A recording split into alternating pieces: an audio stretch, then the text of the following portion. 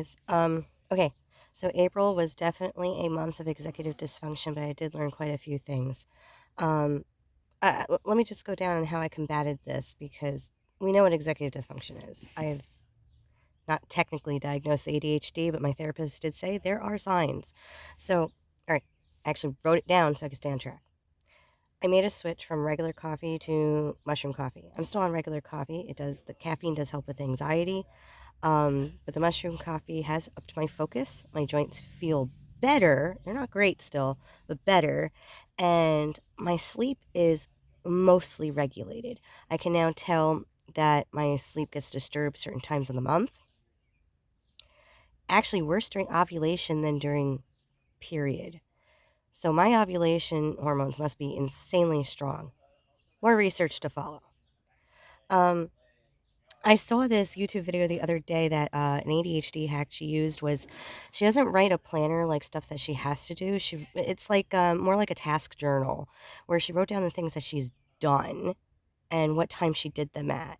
And she does it as she remembers to do it. She doesn't force herself to do it. She doesn't make it a habit.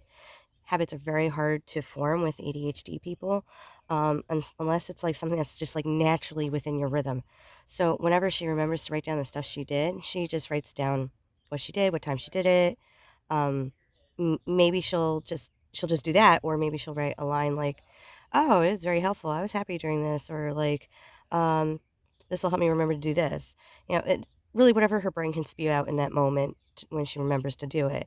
And she doesn't use like a planner. She uses like a random ass notebook. So what I did is I actually bought myself a planner. I love this planner. It's gorgeous. I bought the filler paper that has nice little sections. It's got the times written out. And so every so often during the day, I'm like, oh, I should write down the stuff that I did. And I do that. And because the time's already written out, I just write out what I did with a little arrow. And on the back side of that page is a note page. If I want to write down any notes from the day, write it down there. And there is a section for to-do lists and things like that. So what I've been doing is I write in the stuff that I do have to do for the day. Like if I have a doctor's appointment, like, yeah, I have to write that down because I got to remember it. But then the stuff that I've done. And that did two things. It has made me realize, because one of my issues is I feel like I've been doing stuff all day, but because a lot of the stuff doesn't have physical representations of completion. So like digital stuff, you can't touch the results, you know? When you clean your room, sometimes, yeah, you did the laundry, but the rest still looks a mess. So like it mentally discombobulates you. Like I feel like I didn't do anything, but now I can go back and be like, oh my god, I actually did all these things, and all these things took up this much time. So it makes me feel accomplished. But the other thing it does, it helps me realize how long certain tasks take, and that has helped me regulate my energy.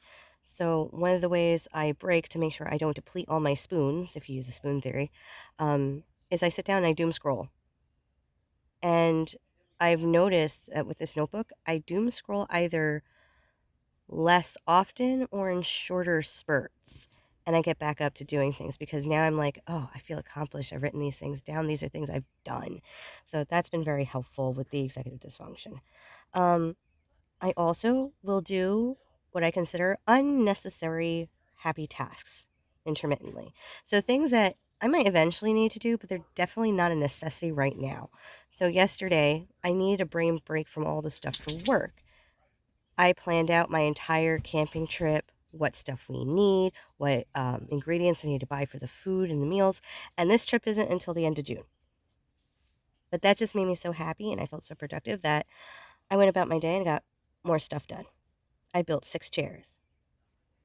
Um, and then another thing I've done, I literally just did this morning and I've accepted my fate, but I have to realize the natural order of my home when it comes to stuff.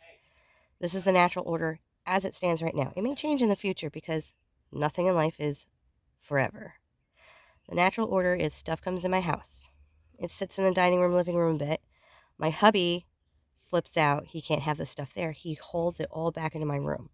Now, originally, this would make me stressed out because I'd be like, I just cleaned this. Stop bringing stuff in here when I didn't ask for it. But once it's in here is when I actually deal with it. If it's out there, I don't deal with it. Once it's in here in my space, it's like it's in my face. I have to deal with it. That is the natural order. I've accepted this fate. So things come in. They end up in here. I sort it, and then I have my hubby redistribute to where it belongs.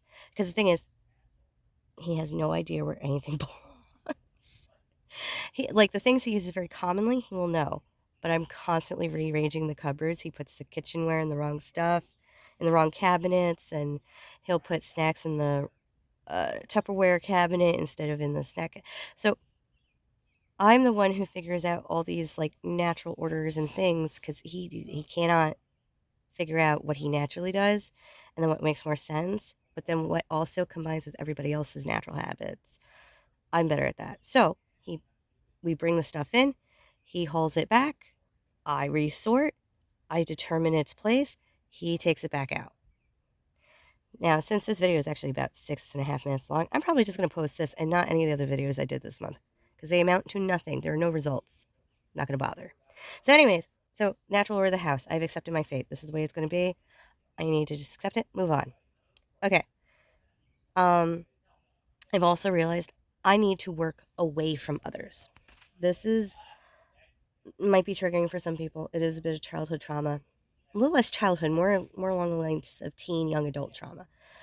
If you have boomer parents, they have expectations on how things should be done and how they should work.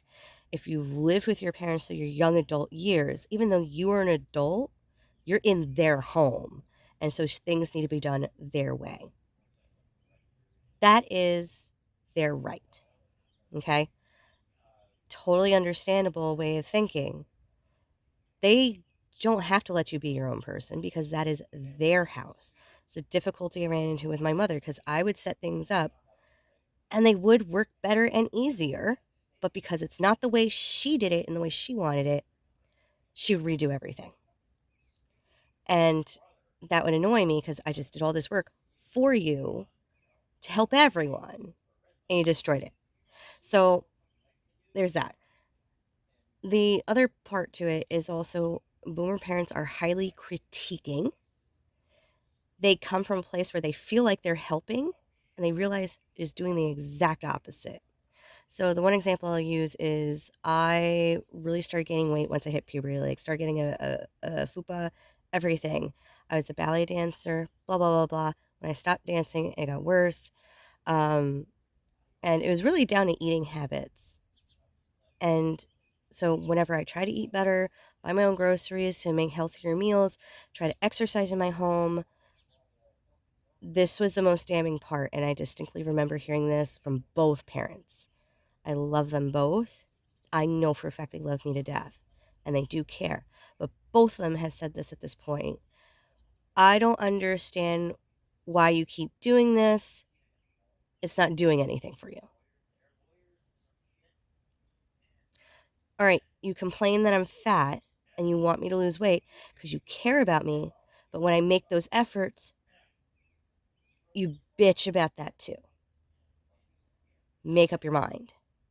So I've come to realize, and it's not just the weight loss thing. That is the biggest one. It's the main reason why I had body image issues until I had my son. He fixed that. That's a story for another day. But that cycle was also for everything else. Whenever I was working a project, either my mom would disturb my stuff because it was in her way, because it's her house, or, why are you doing it that way? That's not a good way to do it. I don't understand why you're doing this, because like, oh, you do so much work. Why do you bother? You're not getting paid extra. And so that cycle. So that has created a thing in me where like I have to hide my work. I have to squirrel away with my work.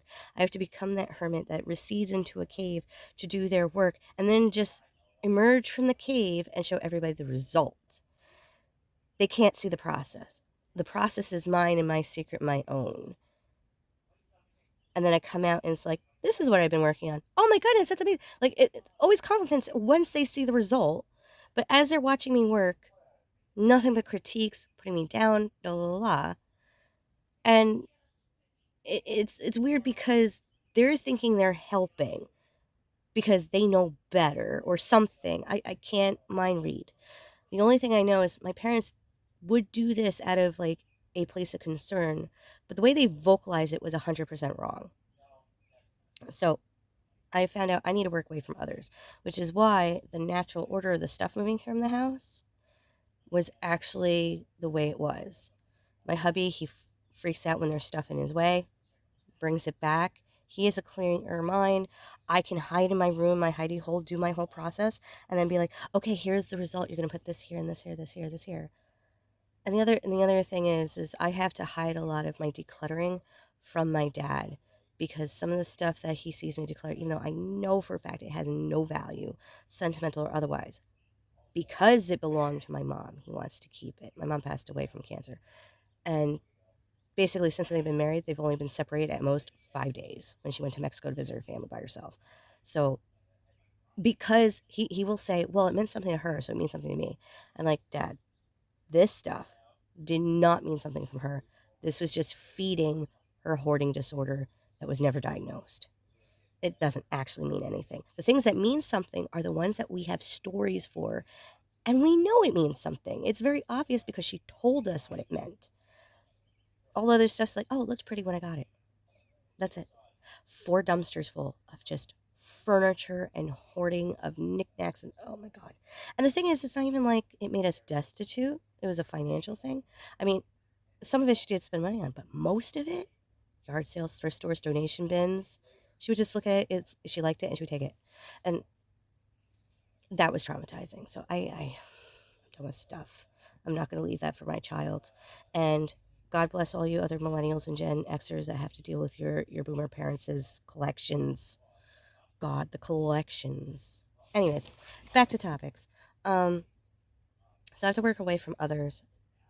Um, I can't deal with the critiquing. But the other part of that too is also the interruptions. I'm chronically interrupted because I feel like nobody knows anything because those are the types of questions they're asking. It's like, I've told you this 500 times. Why are you asking me again? It's not that they don't know anything. I'll use my hubby as an example. He's had an abusive childhood. He's in the military. He's retired. So he'd rather ask to make sure his brain's got it right. He also has a TBI, so sometimes his brain doesn't get it right. But he'd rather ask and do it the way I want it than to do it wrong and get yelled at. He can't handle getting yelled at or being told he did something wrong. He cannot handle it. So he'll rather ask, and he has to ask when he's thinking about it because guess what? He probably also has ADHD undiagnosed. Um, Maybe a touch of autism. Definitely ADHD, I swear. But anyways, so he'd rather ask and get it right. And he has to ask in the moment when he thinks of it. So that means he has to come interrupt me. And he can look directly at me and not realize that I'm focused and concentrating on something. I could be sewing a costume, something actual visual where you see I'm working. And it takes him a full 10 seconds. He's already asking the question. I'm already getting annoyed and interrupted. And then he stops, be like, oh, I didn't realize you were working. He really cannot see it. He cannot see it because he is one tracked. He's like, I got to ask this question. His brain's already over there. His brain has to come back to the current situation and be like, oh crap, I am sorry. He does apologize. It's actually worse when I'm like clicking away on my phone because what's the common conception? I'm doom scrolling. But I could be paying bills, sending work messages, doing all sorts of things on my phone, and nobody can see what I'm doing. That was another thing that pissed my mom off. She did not believe that digital work was actual work, and she wouldn't understand why I was more mentally tired. Because I did nothing physical. How are you tired? Mental work is actually more tiring and more frustrating than physical work because physical work feels justified. That's the difference. And it's because you can see and physically feel when you've done something. Mental work, there's really like no physical result. And this goes back to the executive dysfunction, not understanding I did a lot of work, but I also feel like I did nothing. So, that journal thing's a good one. Um, so he can't tell I'm doing something. So the longer I'm out of his sight, the less like he's to ask me questions, the more likely I'm able to stay on task. Like this video. Um, okay, so those were my points. I'm gonna leave it at that. Try and stay on task. My plans for May, we'll see if it happens. A lot of it's weather based, so praying. Um, Around my sister's house, a lot of creeping vines and wild rose bushes, which make it difficult for me to mow the yard. Because as I'm mowing, I can mow over these wild rose bushes, but they grab me and I get cut up. And I'm immunosuppressed, so those slashes last a while and they're itchy when they're healing. So I'm going to take a pole saw that you usually use for tree limbs, hack all that down. That is my plan for May. I'm going to attempt to empty at least 2 more bins in the shed. I'm hoping to do time lapses of these. We'll see how that happens. Because it turns out I got to film on my phone, but I also listen to music while I'm working from my phone. This time I'm going to solve that. I still have my old slidey phone, and I can use that for straight up MP3s. Make me a whole list of bops that help me work, take away all the slow stuff, because they'll keep me ramped up and going. If I can sing, I can work. That's the way it is. Put a lot of songs I can sing to, use that for music, and then I can set up this phone, tripod it, time lapse, delete it once I'm done using it. Boom. That will be the theory. Let's see if we put it in practice. Oh, 2 other things. I want to contact my son's new school's home ec teacher. I hear they're always in need of supplies and everything. Oh my God.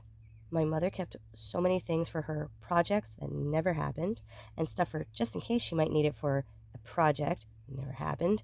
So I already have a box of a whole bunch of tools for sewing.